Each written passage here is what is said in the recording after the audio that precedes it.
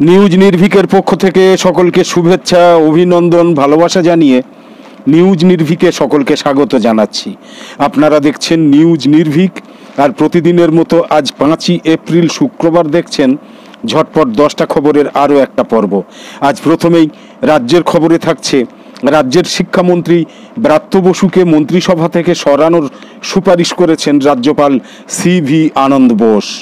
News নির্ভীকের ঝটপট 10টা খবরের প্রথম এই খবর ছাড়াও প্রথমে পশ্চিমবঙ্গের আঞ্চলিক খবর, তারপর ভারতের জাতীয় খবর এবং সবশেষে বিশ্বের আন্তর্জাতিক খবর মিলিয়ে আরও গুরুত্বপূর্ণ যে খবরগুলো থাকছে সেগুলো হলো, মোদির 15 লক্ষ টাকার অপেক্ষায় থেকে থেকে অনেকেই উপরে চলে গিয়েছে বলে বিস্ফোরক মন্তব্য দিলীপ ঘোষের।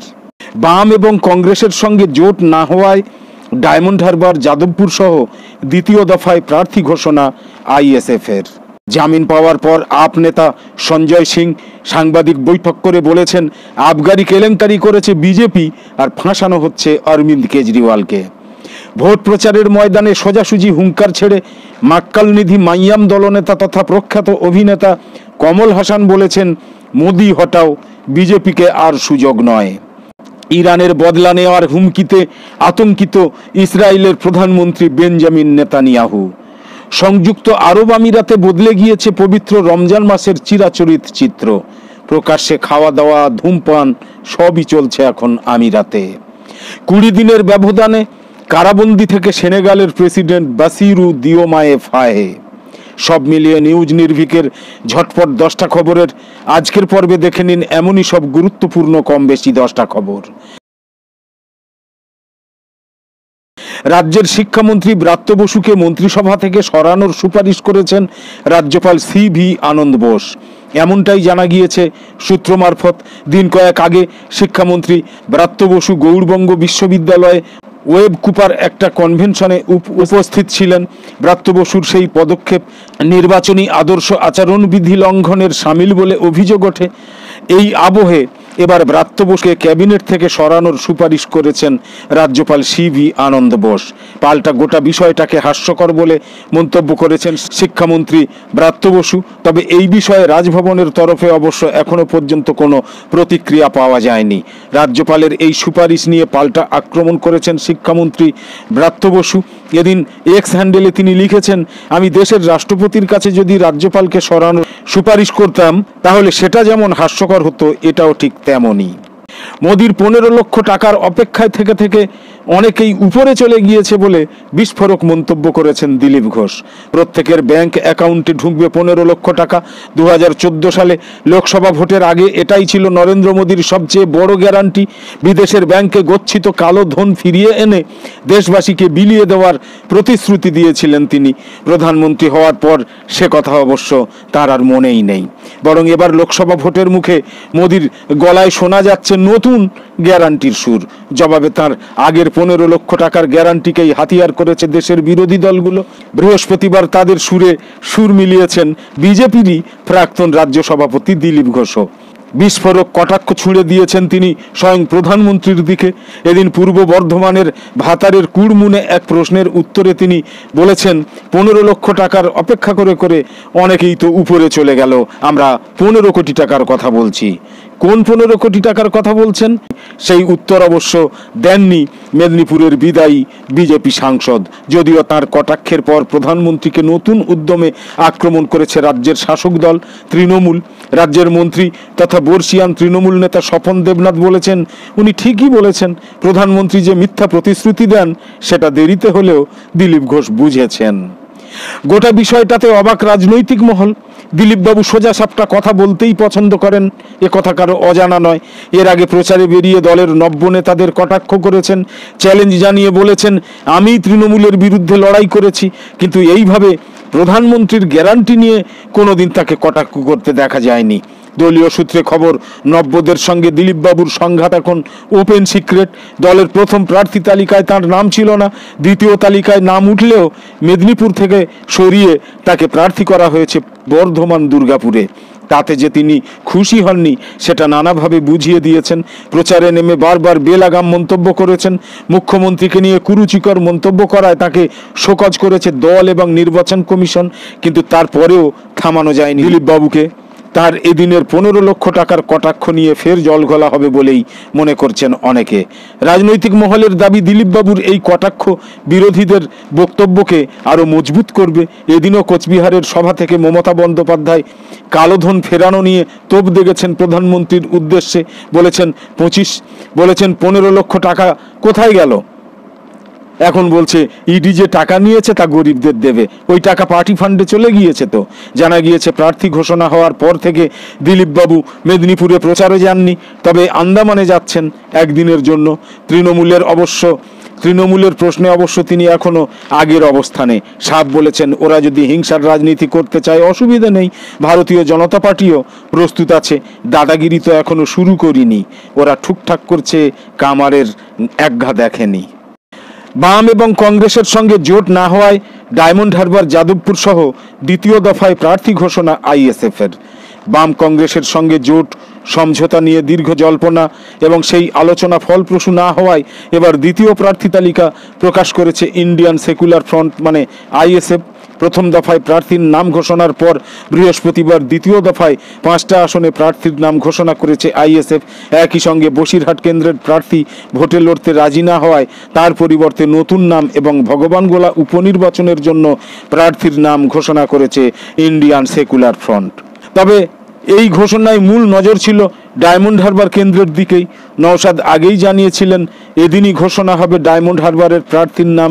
তিনি নিজে এই কেন্দ্রে ভোট লড়বেন বলেও দল যেভাবে রাজি ছিল না তা স্পষ্ট হয়েছে আগেই। এদিন জানা গেল দল নওশাদকে বিধানসভার বাইরে লোকসভায় পাঠালো না, কারণ হিসাবে তুলে আনা হয়েছে বিধায়ক হিসাবে তার দায়িত্বকে। জানা গিয়েছে ডায়মন্ড হারবারে দাঁড়াচ্ছেন না নওশাদ সিদ্দিকী, অভিষেকের বিপরীতে সেখান থেকে লড়বেন আইনজীবী মজনু লস্কর। যেখানে যাদবপুরের বাম প্রার্থী আইএসএফের সঙ্গে নিয়ে লড়ার পরিকল্পনা করেছিলেন, সেখানেও এদিন প্রার্থী ঘোষণা করেছে আইএসএফ। যাদবপুর লোকসভা কেন্দ্র থেকে ভোটে লড়বেন আইনজীবী নূর আলম খান। বালুরঘাট থেকে আইএসএফের হয়ে ভোটে লড়বেন অধ্যাপক মোজাম্মেল হক। উলুবেড়িয়া থেকে প্রার্থী অধ্যাপক মফিকুল ইসলাম।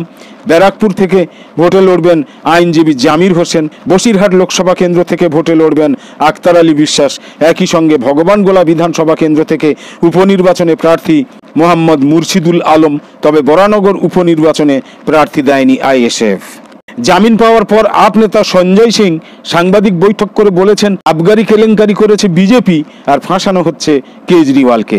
শুক্রবার সঞ্জয় সিং বলেছেন আবগারি কেলেঙ্কারি করেছে বিজেপি, দলের ঊর্ধ্বতন নেতৃত্ব অরবিন্দ কেজরিওয়ালকে কারাগারে রাখার একটা বড় ষড়যন্ত্রে জড়িত ছিলেন।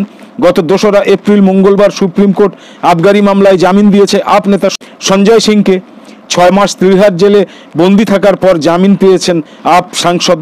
গত বছর অক্টোবরে রাজ্যসভার আপ সাংসদ সঞ্জয় সিংকে গ্রেপ্তার করে ইডি। সুপ্রিম কোর্ট জানিয়েছে জামিনের শর্ত ট্রায়াল কোর্ট সিদ্ধান্ত নেবে। জামিনের শর্ত অনুযায়ী সঞ্জয় সিং লোকসভা নির্বাচনের কার্যক্রমে অংশ নিতে পারেন। সঞ্জয় সিং জামিন পাওয়ার পর টুইট করেছেন দিল্লি সরকারের পরিবহন মন্ত্রী কৈলাস গেহলট। আপ নেতা তার এক্স হ্যান্ডেলে লিখেছেন সত্যমেব জয়তে। পাশাপাশি আপ এক্স হ্যান্ডেলে লিখেছে সত্যের জয় হয়েছে। সেই দিন আর বেশি দূরে নেই, এবার আপের বিরুদ্ধে বিজেপি যে ষড়যন্ত্র করেছিল তা প্রকাশ্যে আসবে। ভোট প্রচারের ময়দানে সোজাসুজি হুঙ্কার ছেড়ে মাকালনিধি মাইয়াম দলনেতা তথা প্রখ্যাত অভিনেতা কমল হাসান বলেছেন মোদি হটাও, বিজেপিকে আর সুযোগ নয়। সম্প্রতি সংশোধিত নাগরিকত্ব আইন নিয়ে গর্জে উঠেছিলেন কমল হাসান। মাক্কালনিধি মাইয়াম দলের সুপ্রিমো সিএকে বিজেপির লোকসভা ভোট জেতার হাতিয়ার হিসাবেই দেখছেন। আর বুধবার 3রা এপ্রিল ভোট প্রচারের ময়দানে সোজাসুজি হুঙ্কার ছেড়েছেন, বলেছেন মোদি হটাও, দেশ বাঁচাও। এদিন ভিসিকে প্রেসিডেন্ট থল তিরুমাভালাবানের হয়ে প্রচারে নেমেছিলেন। সেখানেই বিজেপির বিরুদ্ধে সুর চড়ান কমল হাসান। তামিলনাড়ুর জনতার কাছে মাক্কালনিধি মাইয়াম দলনেতার আর্জি, বিজেপিকে আর সুযোগ দেবেন না, এরা গণতন্ত্র বিরোধী। দেশের বুদ্ধিজীবী সমাজ উদ্বিগ্ন এই ভেবে যে বিজেপি বারবার গণতান্ত্রিক মূল্যবোধ আদর্শের অন্তরায় হয়ে দাঁড়িয়েছে, আর আমাদের মতো যোদ্ধাদের এর বিরুদ্ধে যুদ্ধ করা উচিত। তাই দেশে গণতন্ত্র বজায় রাখার জন্য বিজেপিকে আর সুযোগ দেবেন না। এরা যদি আবার ক্ষমতায় আসে তাহলে দেশ আবার গণতান্ত্রিক আদর্শ থেকে বঞ্চিত হবে। ইরানের বদলা নেওয়ার হুমকিতে আতঙ্কিত ইসরায়েলের প্রধানমন্ত্রী বেঞ্জামিন নেতানিয়াহু। সিরিয়ার দামেস্কে অবস্থিত ইরানের কনসুলেটে ইসরায়েলের বর্বর হামলার পর ইরান এর বদলা নেওয়ার হুমকি দিয়েছে। এই হামলায় ইরানের অভিজাত কুদ ফোর্সের শীর্ষস্থানীয় দুজন কমান্ডার নিহত হয়েছেন। এর শাস্তি ইসরায়েলকে পেতেই হবে বলে হুঁশিয়ারি দিয়েছে ইরান। এরই প্রেক্ষিতে ইসরায়েলের প্রধানমন্ত্রী বেঞ্জামিন নেতানিয়াহুর হুঁশ ফিরেছে। তিনি ইরানের সম্ভাব্য প্রতিশোধের আশঙ্কায় সুরক্ষা নিশ্চিত করার চেষ্টা করছেন। বার্তা সংস্থা রয়টার্স এই খবর দিয়েছে। নেতানিয়াহু বলেছেন, কেউ যদি আমাদের ক্ষতি করে বা ক্ষতি করার পরিকল্পনা করে থাকে তাহলে সে যেই হোক না কেন আমার দেশ তার ক্ষতি করবে।